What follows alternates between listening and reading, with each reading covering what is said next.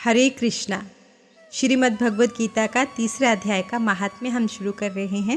कार्तिक का पवित्र महीना है। श्रीमद् भगवद गीता के तीसरे अध्याय का महात्म्य हम आपको बताने जा रहे हैं, तो वीडियो में अंत तक जरूर बने रहिएगा। महात्म्य के बाद हम गीता के तीसरे अध्याय का हिंदी अनुवाद भी आपको बताएंगे। तो आइए शुरू करते हैं श्रीमद् भगवद गीता के तीसरे अध्याय का महात्म्य। श्री भगवान कहते हैं, जनस्थान में एक जड़ नामक ब्राह्मण था जो कौशिक वंश में उत्पन्न हुआ था। उसने अपना जातीय धर्म छोड़कर बनिए की वृत्ति में मन लगाया। उसे पराई स्त्रियों के साथ व्यभिचार करने का व्यसन पड़ा हुआ था। वह सदा जुआ खेलता, शराब पीता और शिकार खेलकर जीवों की हिंसा किया करता था। इसी प्रकार उसका समय बीतता गया।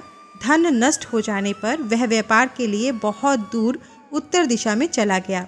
वहाँ से धन कमाकर घर की ओर लौटने लगा। बहुत दूर तक रास्ता उसने तय कर लिया। फिर सूर्यास्त हो गया। सारी दिशाओं में अंधकार फैल गया। तब एक वृक्ष के नीचे वह रात बिताने के लिए रुका। वहीं उसे लुटेरों ने धर दबोचा और शीघ्र ही उसके प्राण ले लिए। उसके धर्म का लोप हो गया था, इसलिए वह बड़ा भयानक प्रेत हुआ। उसका पुत्र बड़ा धर्मात्मा और वेदों का विद्वान था। उसने अब तक पिता के लौट आने की राह देखी। जब वे नहीं आए तब उनका पता लगाने के लिए वह स्वयं भी घर छोड़कर चल दिया। वह प्रतिदिन खोज करता, मगर राहगीरों से पूछने पर भी उसे उनका कुछ समाचार नहीं मिलता था। तदनंतर एक दिन एक मनुष्य से उसकी भेंट हुई जो उसके पिता का सहायक था। उससे सारा हाल जानकर उसने पिता की मृत्यु का बहुत शोक किया। वह बड़ा बुद्धिमान था।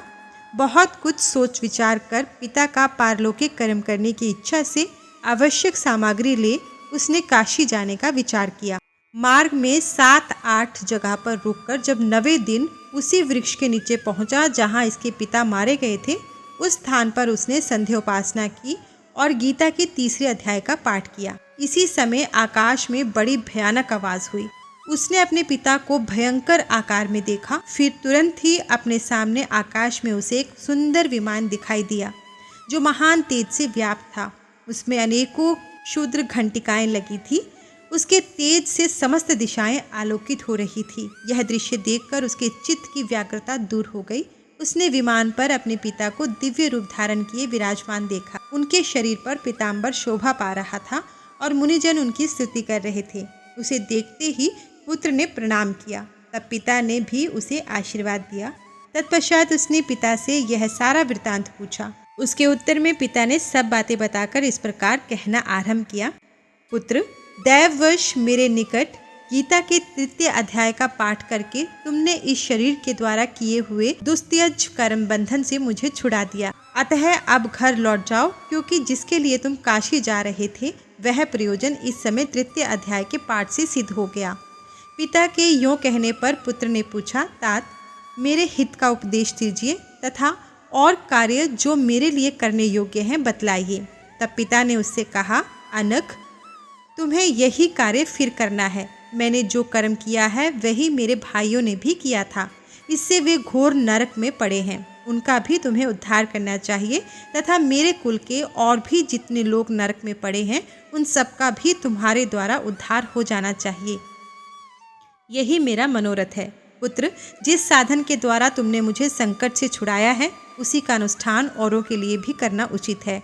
उसका अनुष्ठान करके उससे होने वाला पुण्य उन नारकी जीवों को संकल्प करके दे दो।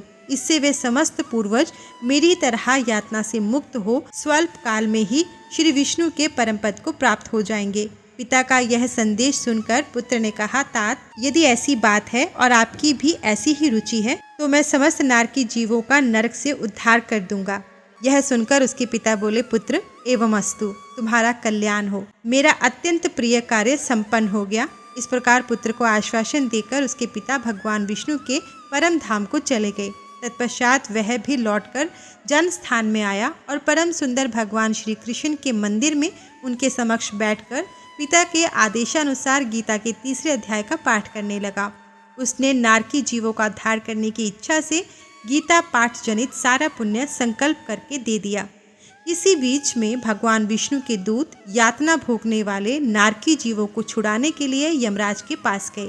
यमराज ने नाना प्रकार के सत्कारों से उनका पूजन किया और कुशल पूछी। वे बोले, धर्मराज, हम लोगों के लिए सब और आनंद ही आनंद है। इस प्रकार सत्कार करके पितृलोक के सम्राट परम बुद्धिमान यम ने विष्णुदूतों से यमलोक में आने का कारण पूछा। तब विष्णुदूतों ने कहा, यमराज, शेषशैया पर शयन करने वाले भगवान विष्णु ने हम लोगों को आपके पास कुछ संदेश देने के लिए भेजा है। भगवान हमारे मुख से आपकी कुशल पूछते हैं और यह आज्ञा देते हैं कि आप नरक में पड़े हुए समस्त प्राणियों को छोड़ दें। अमित तेजस्वी भगवान विष्णु का यह आदेश सुनकर यम ने मस्तक झुकाकर उसे स्वीकार किया और मन ही मन कुछ सोचा। तत्पश्चात मदोन्मत्त नारकी जीवों को नरक से मुक्त देखकर उनके साथ ही वे भगवान विष्णु के वासस्थल को चले।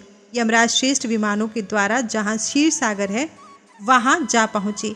उसके भीतर कोटि कोटि सूर्यों के समान कांतिमान, नील कमल दल के समान श्याम सुंदर लोकनाथ जगतगुरु श्री हरि का उन्होंने दर्शन किया। भगवान का तेज उनकी शैया बने हुए शेषनाग के फनों की मणियों के प्रकाश से दुगना हो रहा था। वे आनंद युक्त दिखाई दे रहे थे। उनका हृदय प्रसन्नता से परिपूर्ण था। भगवती लक्ष्मी अपनी सरल चितवन से प्रेम पूर्वक उन्हें बार बार निहार रही थी। चारों ओर योगीजन भगवान की सेवा में खड़े थे। उन योगियों की आंखों के तारे ध्यानस्थ होने के कारण निश्चल प्रतीत होते थे। देवराज इंद्र अपने विरोधियों को परास्त करने के उद्देश्य से भगवान की स्तुति कर रहे थे। ब्रह्मा जी के मुख से निकले हुए वेदांत वाक्य मूर्तिमान होकर भगवान के गुणों का गान कर रहे थे। भगवान पूर्णतः संतुष्ट होने के साथ ही समस्त योनियों की ओर से उदासीन प्रतीत होते थे। जीवों में से जिन्होंने योग साधन के द्वारा अधिक पुण्य संचित किया था, उन सबको एक ही साथ कृपा दृष्टि से निहार रहे थे। भगवान अपने स्वरूप भूत अखिल चराचर जगत को आनंदपूर्ण दृष्टि से आमोदित कर रहे थे। शेषनाग की प्रभा से उद्भासित एवं सर्वत्र व्यापक दिव्य विग्रह धारण किए नील कमल के सदृश श्याम वर्ण वाले श्रीहरि ऐसा जान पड़ता था मानो चांदनी से घिरा हुआ आकाश सुशोभित हो रहा हो। इस प्रकार भगवान की झांकी करके यमराज अपनी विशाल बुद्धि के द्वारा उनकी स्तुति करने लगे। यमराज बोले, संपूर्ण जगत का निर्माण करने वाले परमेश्वर, आपका अंतःकरण अत्यंत निर्मल है। आपके मुख से ही वेदों का प्रादुर्भाव हुआ है। आप ही विश्व स्वरूप हैं। इसके विधायक ब्रह्मा हैं। आपको नमस्कार है। अपने बल और वेग के कारण जो अत्यंत दुर्धर्ष प्रतीत होते हैं, ऐसे दानवेंद्रों का अभिमान चूर्ण करने वाले भगवान विष्णु को नमस्कार है। पालन के समय सत्व में शरीर धारण करने वाले विश्व के आधारभूत सर्वव्यापी श्री हरि को नमस्कार है। समस्त देहधारियों की पातक राशि को दूर करने वाले परमात्मा को प्रणाम है। जिनके ललाटवर्ती नेत्र के तनिक सा खुलने पर भी आग की लपटें निकलने लगती हैं, उन रुद्र रूपधारी आप परमेश्वर को नमस्कार है। आप संपूर्ण विश्व के गुरु, आत्मा और महेश्वर हैं। अतः समस्त वैष्णव जनों को संकट से मुक्त करके उन पर अनुग्रह करते हैं। आप माया से विस्तार को प्राप्त हुए अखिल विश्व में व्याप्त होकर भी कभी माया अथवा उससे उत्पन्न होने वाले गुणों से मोहित नहीं होते। माया तथा माया जनित गुणों के बीच में स्थित होने पर भी आप पर उनमें से किसी का प्रभाव नहीं पड़ता। आपकी महिमा का अंत नहीं है, क्योंकि आप असीम हैं। फिर आप वाणी के विषय कैसे हो सकते हैं? अतः मेरा मौन रहना ही उचित है। इस प्रकार स्तुति करके यमराज ने हाथ जोड़कर कहा, हे प्रभु, आपके आदेश से इन जीवों को गुण रहित होने पर भी मैंने छोड़ दिया है। अब मेरे योग्य और जो कार्य हो उसे बताइए। उनके योग कहने पर भगवान मधुसूदन मेघ के समान गंभीर वाणी द्वारा मानो अमृत रस से सींचते हुए बोले, धर्मराज, तुम सबके प्रति समान भाव रखते हुए लोगों का पाप से उद्धार कर रहे हो। तुम पर देहधारियों का भार रखकर मैं निश्चिंत हूँ। अतः तुम अपना काम करो और अपने लोक को लौट जाओ। यूँ कहकर भगवान अंतर्धान हो गए। यमराज भी अपनी पुरी को लौट आए। तब वह ब्राह्मण अपनी जाति के और समस्त नारकी जीवों का नरक से उद्धार करके स्वयं भी श्रेष्ठ विमान द्वारा श्री विष्णु के धाम को चला गया। तो इतनी महिमा है श्रीमद् भगवत गीता के तीसरे अध्याय की। आइए अब जानते हैं तीसरा अध्याय। ओम श्री परमात्मने नमः।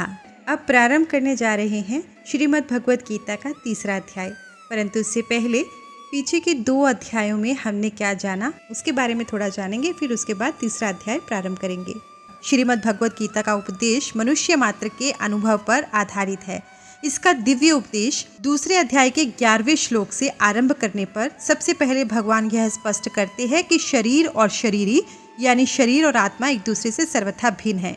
शरीर अनित्य, असत, एक देशीय और नाशवान है तथा आत्मा नित्य, सत, सर्वव्यापी और अविनाशी है।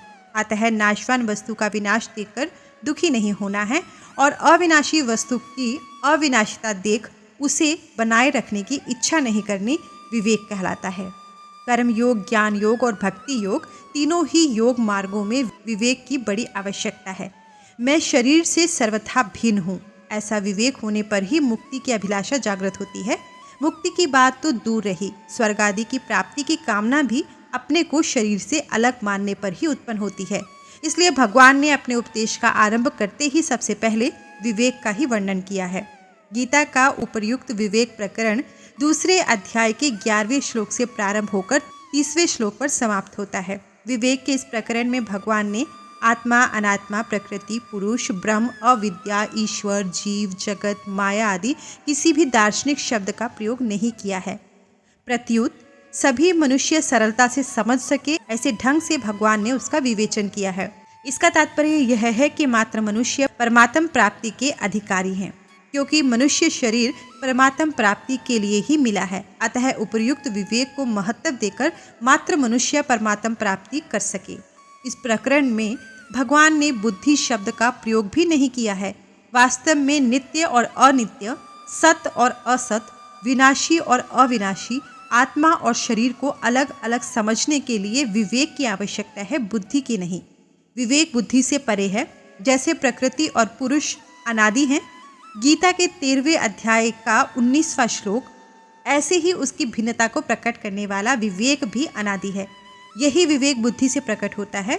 यह भगवत प्रदत्त विवेक मात्र प्राणियों को नित्य प्राप्त है।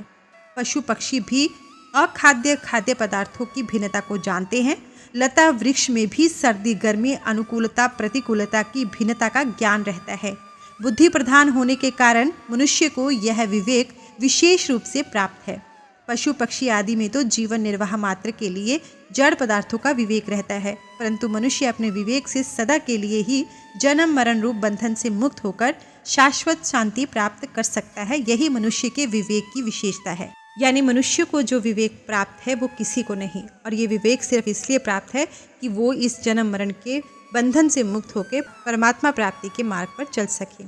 विवेक जागृत होने पर अर्थात शरीर और शरीरी की भिन्नता का अनुभव होने पर अपने कहलाने वाले शरीर, इंद्रियां, मन, बुद्धि सहित संसार का सर्वथा संबंध विच्छेद हो जाता है, जो कि वास्तव में है। बुद्धि शुद्ध तथा सम हो जाती है, अर्थात बुद्धि का विषम भाव मिट जाता है। इस तरह कर्मयोग में निश्चयात्मिका बुद्धि की अनंत आवश्यकता बताने के बाद भगवान अर्जुन को समभाव पूर्वक कर्तव्य कर्म करने के लिए विशेष रूप से कहते हैं। जैसे उन्होंने कई श्लोकों में अर्जुन को समझाया, जैसे तेरा कर्म करने में ही अधिकार है, समता में स्थित हुआ तू कर्मों को कर। इसके साथ यह भी कहते हैं कि बुद्धि योग से सकाम कर्म अत्यंत तुच्छ है। आगे कहते हैं कि तू समबुद्धि का आश्रय ग्रहण कर। समता पूर्वक कर्म करने वाला पुरुष पाप और पुण्य दोनों का यहाँ जीवित अवस्था में ही त्याग कर देता है। इसलिए तू समता की प्राप्ति के लिए ही प्रयत्न कर, क्योंकि समता ही कर्मों में चतुरता है। अर्जुन के मन में युद्ध न करने का आग्रह पहले से ही था। पहले अध्याय के 21वें श्लोक में अर्जुन कहते हैं न च श्रेयो नुपश्यामि हत्वा स्वजन महावे। युद्ध में अपने कुल को मारकर मैं अपना हित नहीं देखता। फिर 45वें श्लोक में कहते हैं अहो बत महत पापम कर्तुम व्यवसिता वयम। अहो शोक है कि हम लोग बुद्धिमान होकर भी युद्ध रूप महान पाप करने को तैयार हो गए। दूसरे अध्याय के 5वें श्लोक में अर्जुन कहते हैं मैं भिक्षा का अन्न खाना श्रेष्ठ समझता हूँ, पर युद्ध करना नहीं। श्रेयो भोक्तुम भैक्ष्यम पिह लोके। और 9वें श्लोक में तो भगवान की आज्ञा के विरुद्ध अपना निर्णय ही सुना देते हैं कि मैं युद्ध नहीं करूँगा, न योत्स्ये। यह नियम है कि अपना आग्रह रखने से श्रोता वक्ता की बातों का आश्रय अच्छी तरह नहीं समझ सकता। यही कारण है कि अपना युद्ध न करने का आग्रह रखने से अर्जुन भी उपर्युक्त प्रकरण में भगवान के वचनों का आश्रय अच्छी तरह से नहीं समझ सके। अतः अर्जुन को भगवान के वचन मिले हुए से जान पड़ने लगे। इसलिए भगवान का अभिप्राय क्या है, वे मेरे कल्याण के लिए कौन सा साधन श्रेष्ठ समझते हैं, इसका खुलासा कराने के लिए अर्जुन आगे के 2 श्लोकों में भगवान से प्रश्न करते हैं। यहाँ से श्रीमद् भगवत गीता का 3रा अध्याय प्रारंभ होता है। इस पर अर्जुन ने प्रश्न किया कि हे जनार्दन, यदि आपको कर्म की अपेक्षा ज्ञान श्रेष्ठ माने हैं तो फिर हे केशव मुझे भयंकर कर्म में क्यों लगाते? आप मिले हुए से वचनों से मेरी बुद्धि को मानो मोहित कर रहे हैं। इसलिए उस एक बात को निश्चित करके कहिए जिससे मैं कल्याण को प्राप्त हो जाऊं। इस पर भगवान कहते हैं, हे निष्पाप अर्जुन, इस लोक में 2 प्रकार की निष्ठा मेरे द्वारा पहले कही गई है। उनमें से सांख्य योगियों की निष्ठा तो ज्ञान योग से और योगियों की निष्ठा कर्म योग से होती है।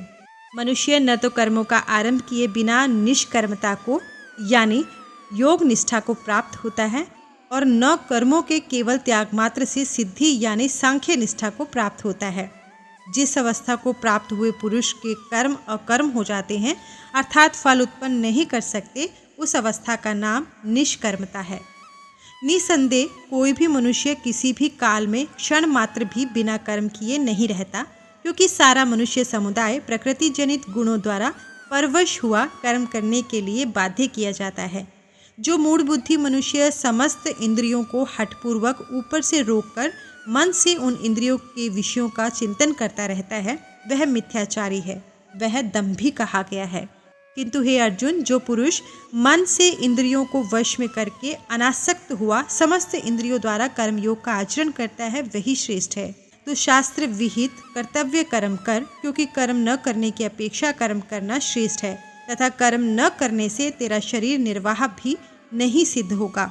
यज्ञ के निमित्त किए जाने वाले कर्मों से अतिरिक्त दूसरे कर्मों में लगा हुआ ही यह मनुष्य समुदाय कर्मों से बंधता है। इसलिए हे अर्जुन, तू आसक्ति से रहित होकर उस यज्ञ के निमित्त ही भली प्रकार भली भांति कर्तव्य कर्म कर। प्रजापति ब्रह्मा ने कल्प के आदि में यज्ञ सहित प्रजाओं को रचकर उनसे कहा कि तुम लोग इस यज्ञ के द्वारा वृद्धि को प्राप्त हो और यह यज्ञ तुम लोगों को इच्छित भोग प्रदान करने वाला हो। तुम लोग इस यज्ञ के द्वारा देवताओं को उन्नत करो और वे देवता तुम लोगों को उन्नत करें। इस प्रकार निःस्वार्थ भाव से एक दूसरे को उन्नत करते हुए तुम लोग परम कल्याण को प्राप्त हो जाओगे। यज्ञ के द्वारा बढ़ाए हुए देवता तुम लोगों को बिना मांगे ही इच्छित भोग निश्चित ही देते रहेंगे। इस प्रकार उन देवताओं के द्वारा दिए हुए भोगों को जो पुरुष उनको बिना दिए स्वयं भोगता है, वह चोर ही है।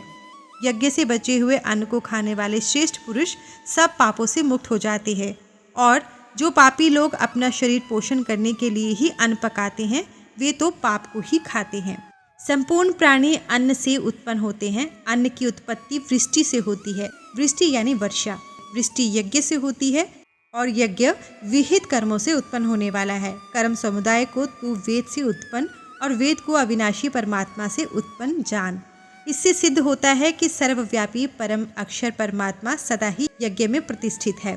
हे पार्थ, जो पुरुष इस लोक में इस प्रकार परंपरा से प्रचलित सृष्टि चक्र के अनुकूल नहीं बरतता, अर्थात अपने कर्तव्य का पालन नहीं करता, वह इंद्रियों के द्वारा भोगों में रमण करने वाला पापायु पुरुष व्यर्थ ही जीता है।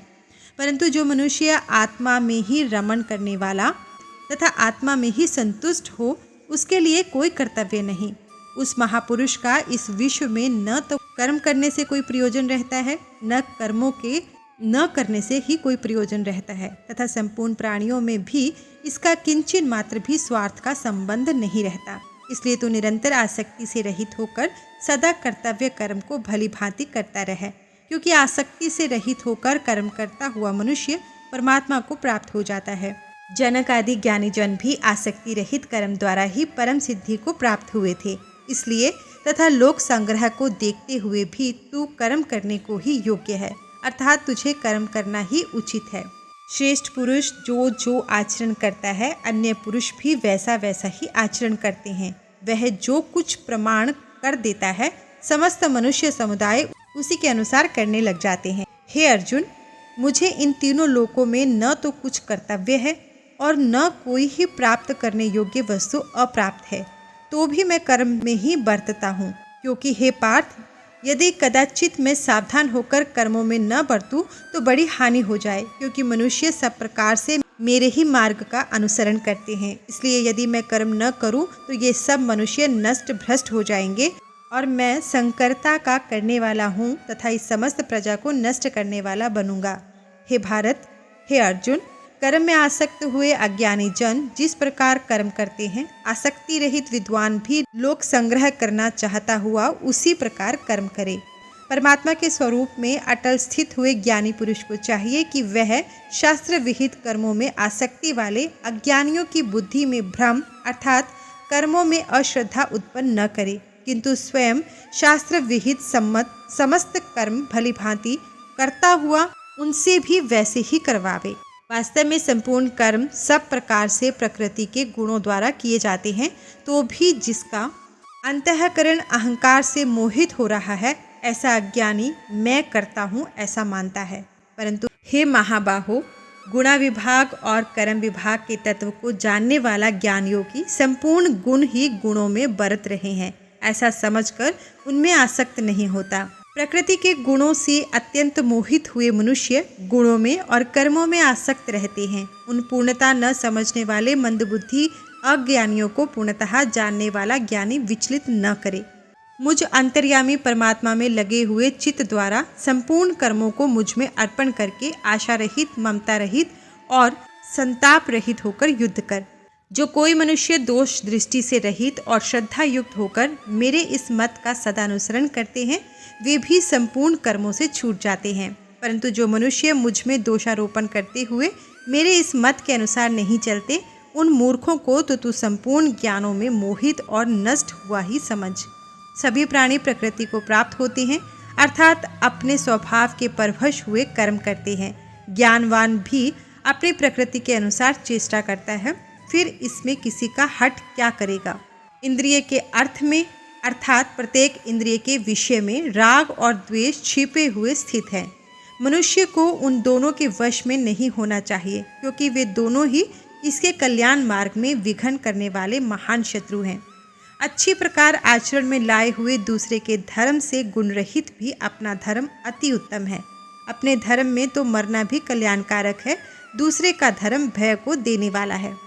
इस पर अर्जुन कहते हैं, हे श्री कृष्ण, तो फिर यह मनुष्य स्वयं न चाहता हुआ भी बलात् लगाए हुए की भांति किससे प्रेरित होकर पाप का आचरण करता है। इस पर श्री भगवान कहते हैं, रजोगुण से उत्पन्न हुआ यह काम ही क्रोध है। वह बहुत खाने वाला अर्थात भोगों से कभी न अघाने वाला तथा बड़ा पापी है। इसको ही तू इस विषय में बैरी जान। जिस प्रकार धुएं से अग्नि और मैल से दर्पण ढका जाता है तथा जिस प्रकार जेर से गर्भ ढका रहता है, वैसे ही उस काम के द्वारा यह ज्ञान ढका रहता है।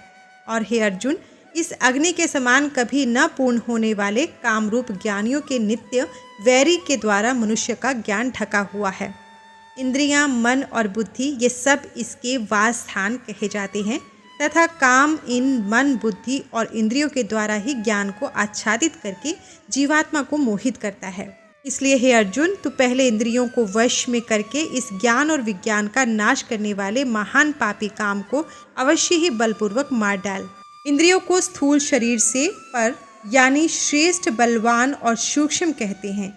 इन इंद्रियों से पर मन है, मन से भी पर बुद्धि है और जो बुद्धि से भी अत्यंत पर है वह आत्मा है। इस प्रकार बुद्धि से पर अर्थात सूक्ष्म, बलवान और अत्यंत श्रेष्ठ आत्मा को जानकर और बुद्धि के द्वारा मन को वश में कर हे महाबाहो, तू इस काम रूप दुर्जय शत्रु को मार डाल। ओम तत्सत। इस प्रकार श्री कृष्ण अर्जुन का संवाद कर्म योग नामक तीसरा अध्याय समाप्त होता है। बोलिए जय श्री हरि। हर हर महादेव। धन्यवाद।